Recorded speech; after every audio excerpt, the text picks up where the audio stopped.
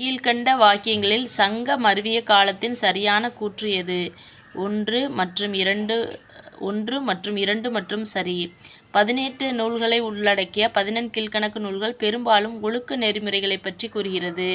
அவற்றில் திருக்குறளும் நாலடியாரும் முதன்மையானதாகும். கீழே கொடுக்கப்பட்டுள்ள நிகழ்வுகளை வரிசைப்படுத்துக. 1, 2, 3, 4.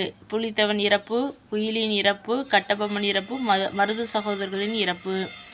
எபித்திலியம் சொல்லின் புற்றுநோய் உருவாகுவதற்கு டேஸ் என்று பெயர். கார்சினோமா. இது பின்வருவனவற்றுள் எந்த சபை இரட்டைமலை சீனிவாசனால் துவங்கப்பட்டது?